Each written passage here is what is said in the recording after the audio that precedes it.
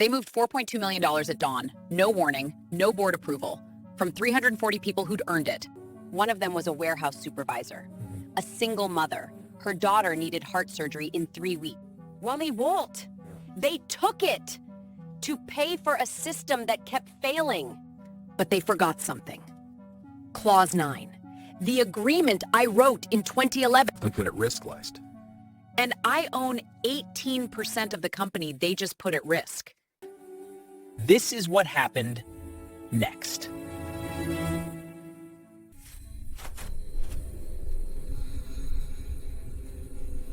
My name is Marina Hale, Chief Operating Officer, 14 years, with this company. I own 18% of it, and I don't trust anyone. That's not cynicism. That's survival. I learned it in the Army. Fort Hood, logistics, trust gets missions compromised. In combat supply chains, trust gets people killed. When I came to Anchor Point Logistics in 2011, I brought that lesson with me. Every invoice, audited, every contract, reviewed, every promise, verified. That's how I caught the CFO. He'd embezzled $340,000, thought nobody was watching, the vendor payments. I found it. In 18 minutes. When I exposed him, the board panicked. We were 3 months from IPO. A scandal would kill it. So they bought my silence. But I didn't want their money. I wanted equity, 18%, immediate vesting. I didn't want a corner office. I wanted ownership. They thought I was being cautious. I was being strategic. Because while they were naming conference rooms after the founder's grandkids, I was building the foundation under the building, the backup plan in the filing cabinet, the insurance policy they'd forget existed till someone stupid enough stepped on it. Sierra Rourke became CEO in October, 41 years old, Stanford MBA, diploma freshly framed on her office wall, the installation invoice still in her inbox.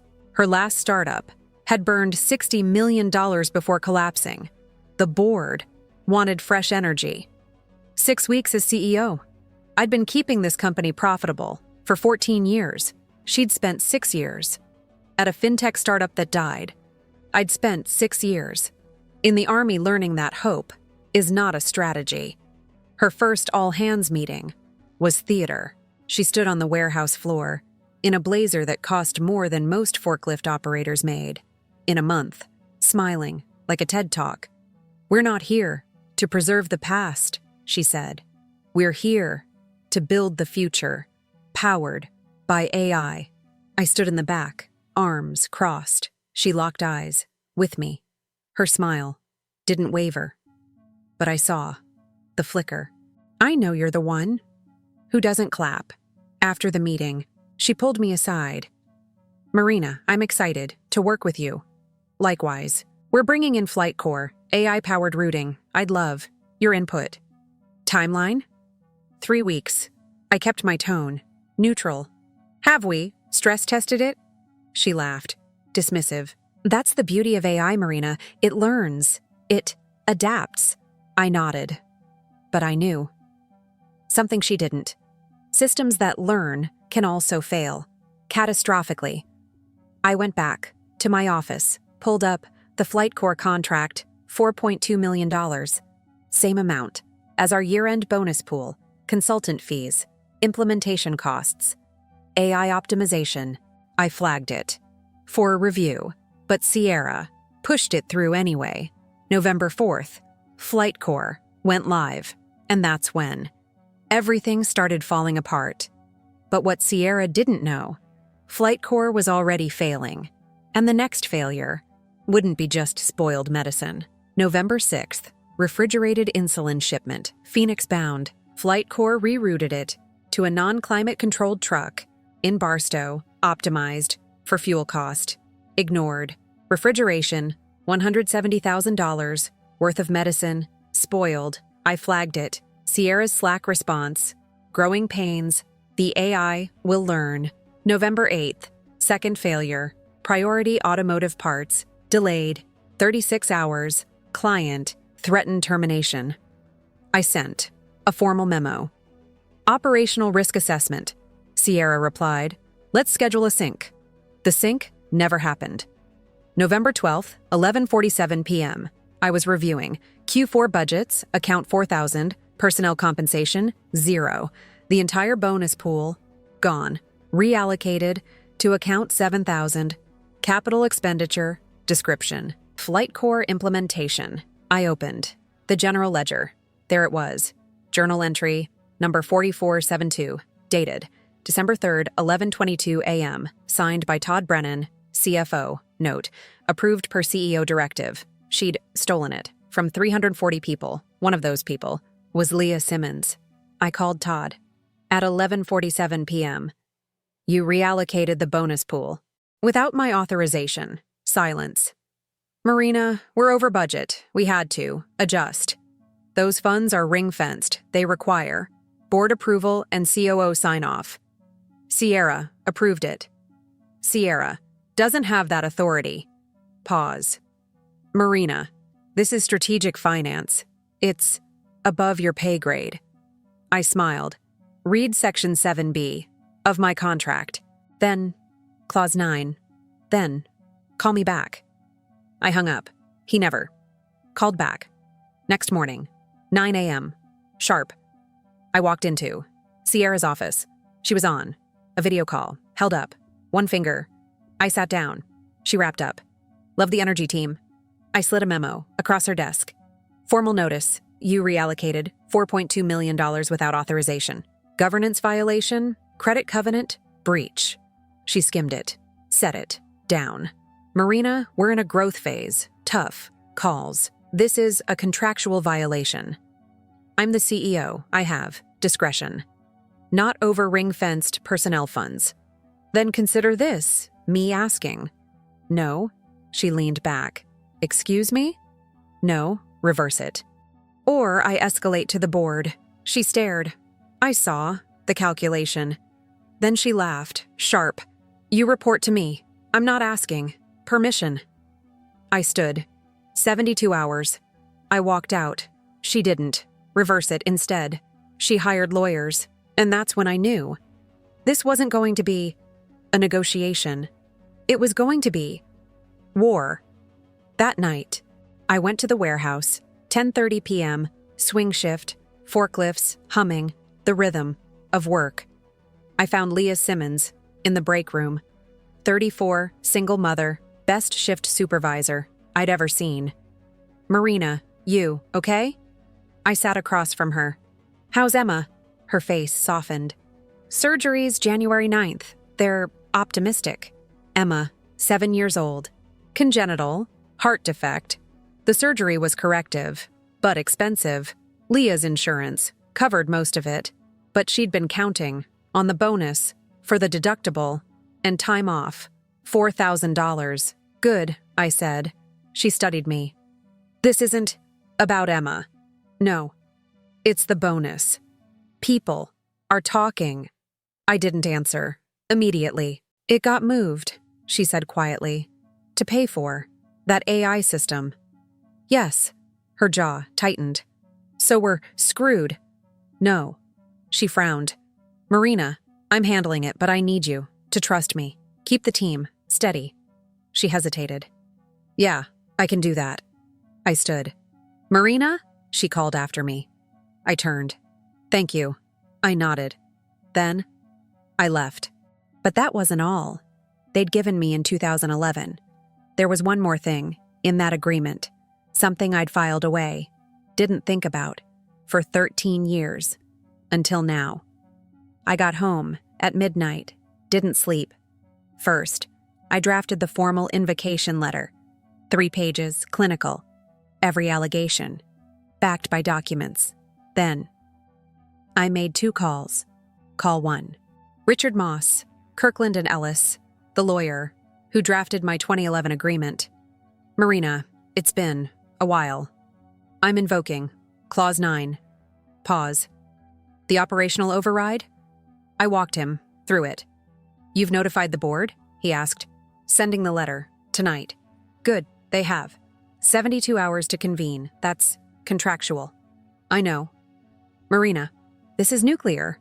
Once you pull this trigger, I'm sure. 72 hours. That's how long. The board had to convene once Section 12B was triggered. I made sure of that. Call to Patrick Ventura, bank leader, syndicate, our $18 million credit facility. Ms. Hale, what can I do for you? I need to file a compliance inquiry. Potential covenant breach. His tone shifted. What kind? Section 612 requires board approval for capex over $2 million. We just moved. $4.2 million without a vote. Silence. That's a technical default. I know. Ms. Hale, are you officially reporting this? I'm making a good faith inquiry as an equity holder. I have a fiduciary duty. Understood. I'll escalate to our credit committee. We may call the entire facility due. I understand. I hung up. Then I sent the email to Board of Directors, CC, Richard Moss. Subject: Formal invocation of Clause 9. Timestamp November 28th, 11:47 p.m. I hit send, and I waited. But what I didn't know, Sierra was making calls too, not to apologize, to prepare. She had a plan, and I was about to find out what it was. 3 days later, I got a calendar invite from Todd. Subject: Governance clarification. The meeting was in a small conference room. Todd was there. So was someone new, a woman, late 50s, navy suit. Marina, this is Diane Culver, external counsel. I shook her hand. Kirkland and Ellis? Wilson Sonsini. Different firm. Interesting. Todd folded his hands. We wanted to address your concerns. We believe the CEO acted within her authority. Based on what? Diane opened a folder. Section 4(3) of the bylaws. The CEO has broad discretion over financial operations. Section 4(3) is subordinate to employment agreements. My contract explicitly requires COO sign-off. We interpret that as applying to routine adjustments. This is strategic. That's not what it says. That's our interpretation. I stood. I'm invoking Clause 9. I'm formally notifying the board of material governance failure. Emergency review requested. Diane's eyes narrowed. Clause 9? Check the 2011 addendum. I left. But that wasn't the worst part. The worst part came that afternoon. An email from Sierra. Subject: Leadership transition. She was announcing a special board meeting to discuss organizational restructuring. Translation: she was trying to fire me before I could take her down. 48 hours remaining. Sierra was hiring lawyers, planning her counterattack. I was organizing documents. The timer was ticking. The board meeting was scheduled for December 18th, 2 weeks away. But there was one thing I didn't know. One signature that could undo everything. Todd Brennan, CFO, co-signatory, on the credit facility. If he voted against me, we'd default on $18 million, and I had no idea which way he'd vote. December 18th, 1:50 p.m. I arrived early. The conference room, glass walls, leather chairs, table, for 12. 8 board members. Present. Sierra, at the head. Todd, beside her, looking like hell. Richard Moss sat next to me. Walter Grissom, the chairman, opened. Emergency session. Under the 2011 Special Authority Agreement, Ms. Hale has invoked. Clause 9. Ms. Hale, you have the floor. I stood. No slides. Didn't need them. On December 3rd, the CFO reallocated $4.2 million from personnel compensation to capital expenditures. This violated 3 protocols. I listed them. First, my contract requires COO approval. I didn't approve. Second, bylaws require board approval for capex over $2 million. Never voted on. Third, our credit agreement requires board approval for capex over $2 million. This is a technical default. Walter frowned. A default? I slid an email across the table. This is from our bank. Their credit committee is reviewing. If they find material breach, they can accelerate the entire facility. $18 million. We'd have 30 days to repay in full. Silence. Sierra leaned forward. This is absurd. This was routine. You moved $4.2 million without authorization. My voice dropped. You violated governance. You violated covenants. You did it to cover an AI system that's failed repeatedly. The system cost us 3 client contracts and $340,000 in losses. And now, it's cost 340 employees their bonuses. Sierra's face flushed. This is a strategic decision. You're not investing. You're gambling with other people's money. Walter held up a hand. Everyone, take a breath. He looked at Richard. Counselor, Ms. Hale's invocation is valid. Clause 9 is enforceable. The board must review and vote. That's mandatory. One board member, Clarissa Ewan, spoke. What corrective action are you proposing? I looked at Sierra. Reverse the reallocation, restore the bonus pool, and remove the CEO. Sierra laughed, sharp, almost hysterical. You can't be serious. Completely serious. Walter rubbed his temples. Marina, that's a big ask. It's not an ask. It's a recommendation. If the bank accelerates and we can't cover it, we're insolvent, and every decision you made will be scrutinized in bankruptcy court. Clarissa looked at Todd. Can we cover 18 million? Todd hesitated. Not without liquidating assets, which we can't do in 30 days, I said. Walter looked at Sierra. Is there any way to reverse this and avoid default? Sierra's jaw tightened. If we reverse it, we can't pay the consultants. We'd have to. Halt Flight Corps. Then, halt it, Clarissa said. We can't just... We can, I said. We revert to the old system. It works. Sierra stared at me. You want to kill my project. I want to save the company. Walter called for a vote. All in favor of reversing the reallocation, say aye. 8 ayes. Motion carries. Sierra went pale. Next item, executive removal. I'm opening the floor. David Kwan spoke first. I move we accept Sierra Rourke's resignation, effective immediately. Second, Clarissa said. Walter looked at Sierra. Do you wish to respond? She sat there, staring at the equity breakdown, like the numbers were in a foreign language. Blinked, slowly, twice. But I'm the CEO, she said, voice breaking slightly. The board appointed me. Harold Weinstein spoke up, his voice gentle but firm. Sierra, your appointment was conditional and derivative. You hold no equity stake, which means, under our corporate bylaws, specifically Section 12B, your unilateral termination of a founding member triggered this review. The color drained from her face, like someone had unplugged a vital machine. Her hands, which had been gesturing confidently 30 seconds ago, now gripped the table edge. This is ridiculous, she said, voice getting higher. Chuck, you can't seriously want to destroy everything my father built. I leaned back in my chair. Your father didn't build this alone. He built it with partners. I'm one of those partners and partners. Don't get fired by junior employees. The vote was called.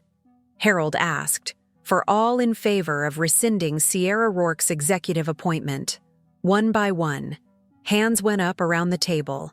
The CFO, the head of operations, the lead investor, representative, even Todd. After a long pause that seemed to last forever, slowly raised his hand. 8-0, unanimous. Sierra looked like someone had slapped her. She stood, didn't look at anyone, just turned and walked toward the door. At the threshold, she stopped, looked back at me. "This isn't over," she said, trying to sound threatening. "Yes, it is," I replied. And it was. By 4:30 p.m., I was back in my office. Not a new office, not some consolation prize, corner space, but my original office, the one I'd occupied for 15 years before they moved me to make room for Sierra's innovation lab and foosball table. The nameplate was already back on the door. Marina Hale, Chief Operating Officer. Sierra was escorted out. The same way I had been earlier, except her exit was permanent. No 72-hour turnaround, no secret protocols. To activate, just security, walking her to her BMW, which she'd parked. In the founder's reserved spot that morning, the irony wasn't lost on anyone. The next morning, there was no dramatic announcement, no company-wide email about regime change, no speeches about new leadership, just business, as usual, except now. The person running Anchor Point Logistics was the person who'd actually been running it. All along, I'd just made it official. Our drivers kept their routes. Our warehouse staff kept their jobs.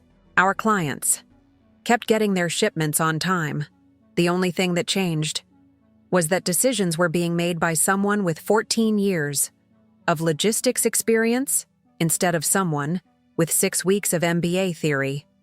December 23rd, 6 Cactru a.m. I walked. The warehouse floor, swing shift, wrapping up, day shift, coming in. The old routing system hummed. Predictable, reliable, efficient. Leah saw me, walked over. "Marina."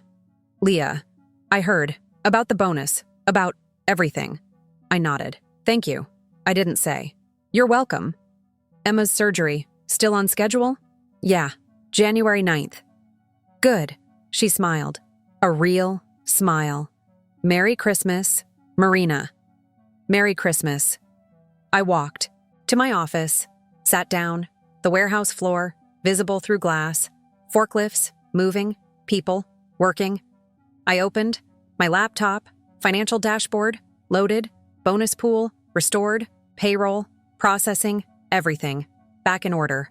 I thought about Clause 9, the contract, from 2011. It was never about revenge. It was about leverage. In the Army, we had a saying: hope is not a strategy. Neither is trust, but a well-drafted contract, that's insurance. I closed the laptop, stood, walked out, to the warehouse floor one more time, a forklift operator, waved. I waved, back. The system worked, because people made it work. Not AI, not algorithms, people. I got in my car, drove, home. Tomorrow, we'd start again. New leadership structure, same principles. And if they ever forgot, well, I still had. That contract, sometimes. Power isn't loud or flashy, it's patient, strategic, and impossible to fire, sometimes. The person you underestimate is the person who built the very ground you're standing on. And sometimes, when entitled, leadership finally meets earned authority, justice is served, quietly, legally, and permanently. Subscribe if you want more stories about what really happens when corporate nepotism crashes into corporate reality. Trust me, you'd be surprised how often this plays out in America's boardrooms.